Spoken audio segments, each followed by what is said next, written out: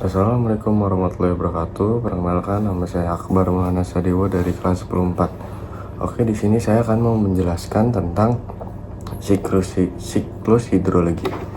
Jadi, siklus hidrologi itu adalah proses perputaran air secara terus-menerus dari permukaan bumi ke atmosfer dan kembali ke bumi. Proses ini penting untuk menjaga ketersediaan air di bumi dan menunjang kehidupan makhluk hidup.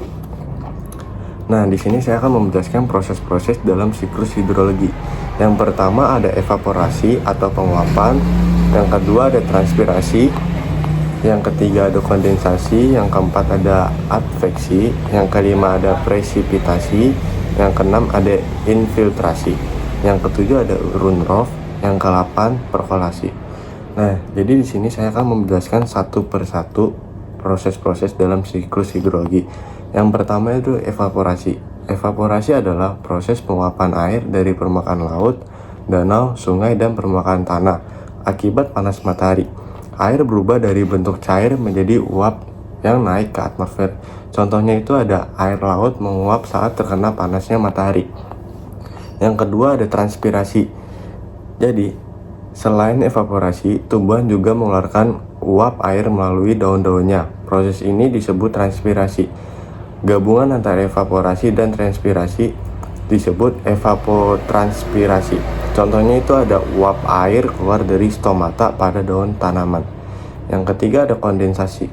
Kondensasi adalah uap air naik ke lapisan atmosfer yang lebih dingin.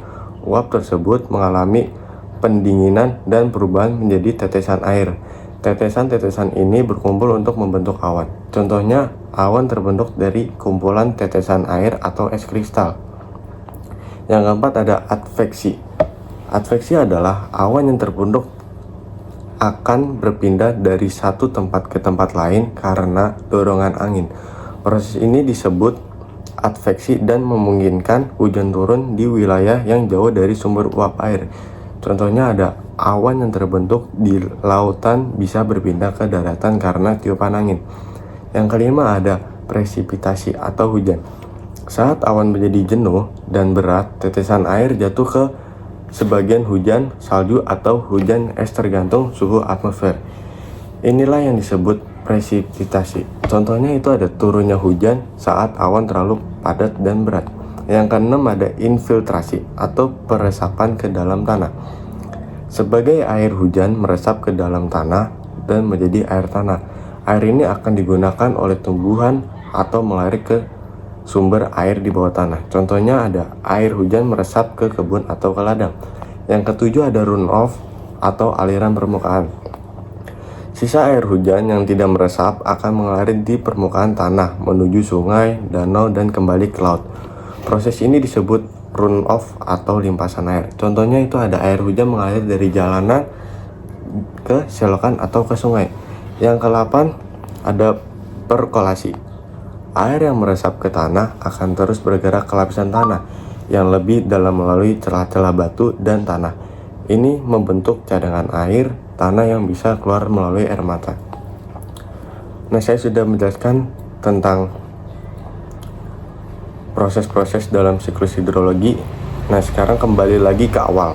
Air yang kembali ke laut, danau, atau sungai akan mengalami evaporasi kembali. Proses ini berulang terus-menerus dan membentuk siklus tanpa henti.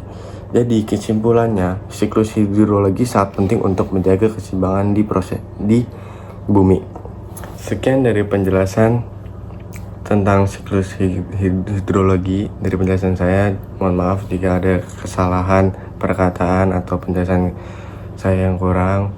Wassalamualaikum warahmatullahi wabarakatuh. Dah.